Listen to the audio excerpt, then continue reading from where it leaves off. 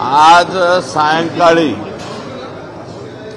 माननीय मुख्यमंत्री महोदय हे उज्ज्वल निकम साहेब यांना भेटतायत, म्हणजे त्यांनी वेळ दिलेली आहे आणि आज सायंकाळी ते भेटतील.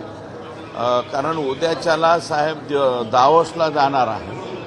दावोसला जाण्यापूर्वी माननीय उज्ज्वल निकम यांची सरकारी वकील म्हणून त्या ठिकाणी नियुक्ती करायची अशा पद्धतीचा त्यांनी मला आज दुपारी 11:30 वाजता सांगितलेलं आहे. आणि मला वाटतं दिल्लीला आज जाण्यापूर्वी साहेब त्यांना भेटतील किंवा आल्याच्या नंतर भेटतील असं मला माहिती. मी काय म्हणतो, राष्ट्रवादीतल्या अंतर्गत प्रश्नाच्या बाबतीत माझ्यासारख्या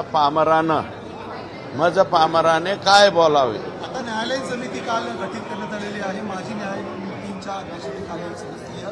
तुम्हाला वाटतं आता याच्यातला फास आवळला जातो आणखी एसआयटी? 100% एखादी जरी त्रुटी पोलीसकडून राहिली तर न्यायालयीन चौकशीमध्ये कसल्याही प्रकारची त्रुटी राहू शकत नाही. म्हणजे या जे कोणी आका बाका काका चाचा मामा हे सगळे जे लोक आहेत याच्यातले ज्यांनी संतोषला अतिशय निर्दयपणे क्रूरपणे मारलेला आहे ते सगळेच्या सगळे फासावर जाण्यासाठी निश्चितच न्यायालयीन चौकशीची सुद्धा या ठिकाणी फायदा होईल.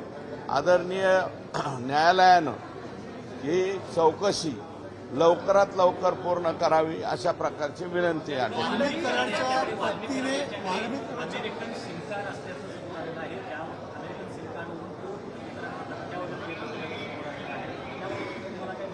सिम कार्ड कोणाकडं? अमेरिकेची नोंदणी असलेली सिम कार्ड. वाल्मिक कराडकडे अमेरिकेची नोंदणी असलेलं सिम कार्ड होतं आणि त्यातून तो अनेकांना धमकी देत असल्याचं आता समोर आलंय. हे बघा, आका जो आहे हा सोपा आका नाहीये. हा आका 17 मोबाईल वापरत होता. आता तुम्ही नाविन्यपूर्ण योजना सांगितली की अमेरिकेवरून धमकी देत होता. वापरत असेल, तेही करत असेल. आका काय नाही करू शकत. आकाचा बाका 50 लोकांना प्रत्येक महिन्याला काहीतरी ठराविक रक्कम पाठवत होता. आका ठराविक लोकांना म्हणतोय, लोकांना शब्द वापरतो. तुमचं तुम्ही समजून जा. वाल्मिक कराडच्या पत्नीने तुमच्यावरती गंभीर आरोप केलेले आहेत. त्यांचं म्हणणं आहे की माझ्याकडे सुरेश दस यांचेही काही व्हिडिओ आहेत, ते मी योग्य वेळ आल्यावर. कोणी वाल्मिक कराडच्या पत्नीने माझ्या हे बघा, मी त्या माऊलीबद्दल काय बोललो का? महिला आहे ती, माझी भगिनी. माझ्या भगिनीने केलेल्या आरोपावर मी काही बोलणार नाही. कोणताही पुरुष असेल त्यांनी माझ्यावरती आरोप करावे. व्हिडिओ हे ते अरे कुठंच काय सापडू शकत नाही हो. लय धुतल्या तांदळासारखं आयुष्य जगलेलो आहे. माझं काही व्हिडिओ सापडणार नाही. नाही, मला त्या माऊलीबद्दल काहीच बोलायचं नाही. ती माझी बहीण आहे. माऊलीवर मी बोलणार नाही. त्यांच्याच कोणी पुरुषाने बोललं तर त्याला मात्र उत्तर दे.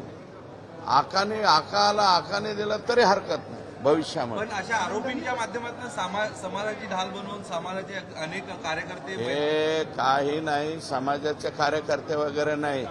हे फेसबुक व्हॉट्सअप रील्सवरती हे जे एकदम जे पोरं आहे ज्यांचं ऑलरेडी ह्या लोकांमुळे वाटोळं होऊन बसलेलं आहे. ज्या पोरांनी पुस्तकं हातात घ्यायच्याऐवजी अभ्यास हातात घ्यायच्याऐवजी हे नको त्या लोकांचे रील्स बघत बसतात. ते रील्स बघे एक ॲटम नवीन तयार झालेला आहे. त्यातले हे पोरं आहेत, बाकी काही नाही. चाल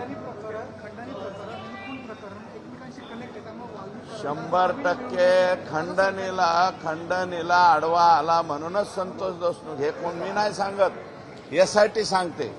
त्याच्यामुळं हे जे एसआयटी सांगते ना, ते एसआयटी खरं बोलेल ना. आम्ही काही बी बोलू पॉलिटिशियन, पण एसआयटी काय म्हणते? रिमांड जो अर्ज आहे कालचा त्याच्यात जी एसआयटी म्हणते ती हेच म्हणते की खंडणीच्या आडवा आला म्हणून संतोष देशमुखला संपवला. हा ते संजय राऊतांपासून सगळे जे विरोधी पक्षाचे नेते अनिल देशमुखांपर्यंत आता आरोप करत आहेत. आज जो सैफ अली खानवरती हल्ला झाला त्याचं बीड प्रकरणाची सिच्युएशन बोलली जाते. बीड पासून मुंबईपर्यंत आता कोणी सुरक्षित नाहीये असा आरोप केला जातो. हे चोरी करायला आलतं वाटतं ते सैफ अली खान. काय तुम्ही हिरोईनला हिरोईनला तुम्हीच जास्त डिमांड देता, आमच्या इकडे काय एवढं नाही. त्याला मारला असेल ना तर त्याला बी अटक करा ना. अहो संभाजीनगरमध्ये काल परवा एका मुलाचा जागेवरती मर्डर झालाय. तुमच्याकडे बातमी सुद्धा नाही. सैफ अली खानच्या बातमीमध्ये असा मर्डर झालेला तुम्ही का डावलता? त्याला बी जरा हे द्या ना प्रसिद्धी. कॉलेजच्या पोराचं झालंय.